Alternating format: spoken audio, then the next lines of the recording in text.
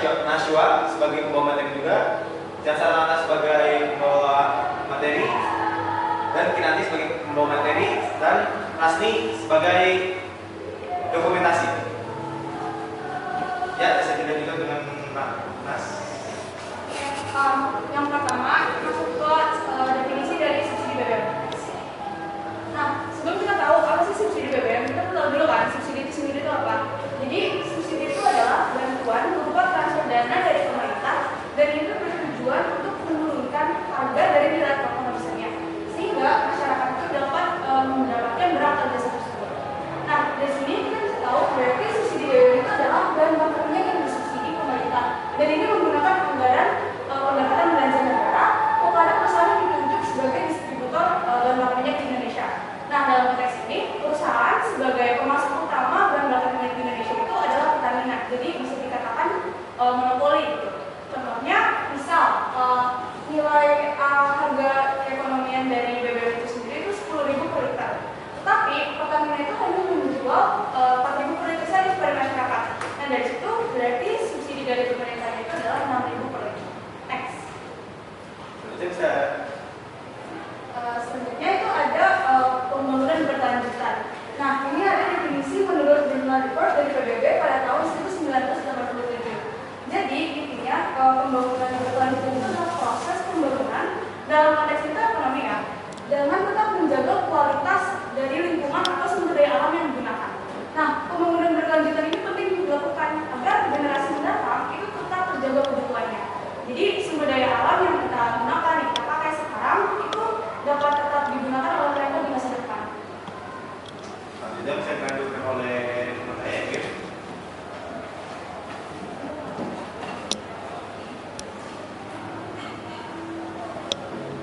Jadi ini gambaran capaian dari dinamika BBM di Indonesia. Next. Ini gambaran riwayat dinamika harga BBM dari tahun 2016 sampai 2022. Nah, pada tahun 2014 terjadi kenaikan harga BBM sebesar 2.000. Harga BBM ini pada saat itu menjadi 8.500. Kemudian pada tahun 2015 terjadi beberapa kali kenaikan dan penurunan harga BBM subsidi, yaitu pada tanggal 1 Januari subsidi yang semulanya 8.500 turun menjadi 7.600. Harga solar pun turun menjadi 7.250. Dan pada tanggal 1 Maret terjadi kenaikan kembali, harga bensin premium naik 200 per liter. Kemudian pada 28 Maret kembali terjadi kenaikan harga jenis premium dan solar sebesar 500. Lanjut pada tahun berikutnya, pada tanggal 30 Maret 2016 pemerintah kembali menurunkan harga BBM jenis premium sebesar Rp500 dengan diikuti oleh turunnya harga solar. Kemudian yang saat ini sedang terjadi, pada 1 April 2022 pemerintah menaikkan harga BBM non subsidi atau pertama dari semula dari 9.000 menjadi 12.500. Dan baru-baru ini pemerintah kembali menetapkan kenaikan harga BBM, harga pertalite resmi naik menjadi 10.000 liter dari yang tadinya 7.650 rupiah menjadi 10.000. Pertama sudah naik yang tadinya 12 menjadi 14.000 dan diikuti juga oleh kenaikan solar subsidi menjadi 6.800. Nah, dari yang kita lihat ini adalah tren-tren atau sesuatu yang terjadi, yaitu naik turunnya harga BBM dari tahun 2016 sampai 2022. Next.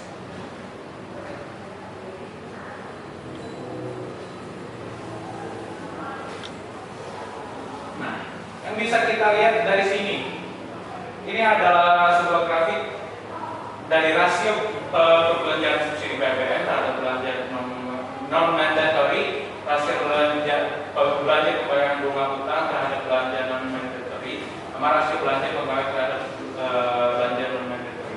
Kita bisa lihat dari sini ini sangat mempengaruhi ya atas kenaikan harga BBM juga. Seperti yang di sini juga sama, persentasenya itu hampir setengah-setengah antara mandatory spending dan non-mandatory spending.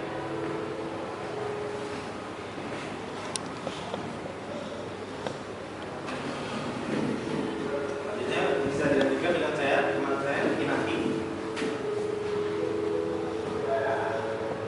Berikutnya, saya akan menjelaskan tentang harapan masyarakat terhadap BBM dan realita yang terjadi di masyarakat.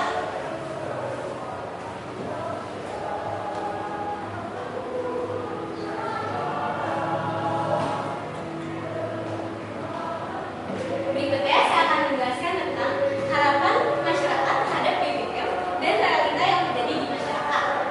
Yang pertama itu, masyarakat berharap harga BBM yang masuk akal. Maksudnya, masyarakat berharap ingin harga BBM tetap stabil, tidak naik turun. Bahkan jika naik pun tetap di angka moderat, tetap di angka yang masuk akal. Yang kedua, kebijakan yang menguntungkan. Maksudnya, masyarakat menginginkan pemerintah memberikan kebijakan terhadap dampak dari kenaikan BBM. Dari naiknya BBM ini pasti berdampak pada transportasi dan menaikkan harga bahan pangan. Yang ketiga, ada penggunaan kendaraan listrik. Maksudnya, masyarakat berharap ada alternatif lain selain penggunaan BBM. Contohnya, penggunaan kendaraan listrik tenaga surya. Nah, yang keempat itu tepat sasarannya subsidi masyarakat. Masyarakat berharap menarikkan subsidi BBM ada perhatian terhadap masyarakat menengah ke bawah, sebab dialihkan ke sektor produksi, terutama sektor petani dan juga untuk masyarakat yang memang kurang mampu dalam ekonomi. Next.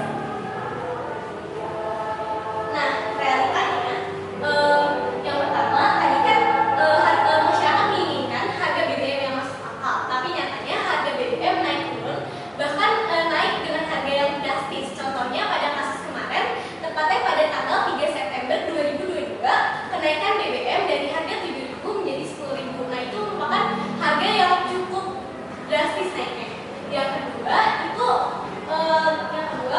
realitanya pengaruh dari kenaikan harga BBM pasti berdampak pada harga transportasi dan harga bahan pangan. Contohnya, pada kasus yang kami alami, saat itu kami ingin menggunakan transportasi online, tapi memang drivernya menginginkan adanya kenaikan ongkos. Tapi di aplikasinya itu masih harganya masih tidak naik, padahal harga BBM sudah naik. Kenapa drivernya meminta untuk kenaikan ongkos? Karena jika tidak ada kenaikan, maka penghasilannya hanya habis untuk menggunakan bayar bensin saja. Dan yang terakhir, tidak tepat sasarannya BBM. Subsidi BBM yang harusnya diutamakan untuk masyarakat menengah ke bawah, malah kebanyakan digunakan oleh masyarakat kalangan atas.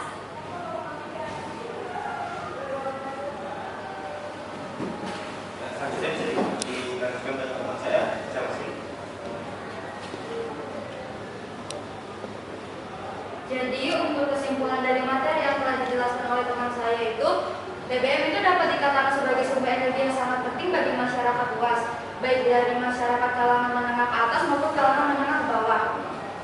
Perubahan-perubahan pada harga BBM itu sangat berdampak luas dan kritis terhadap masyarakat luas.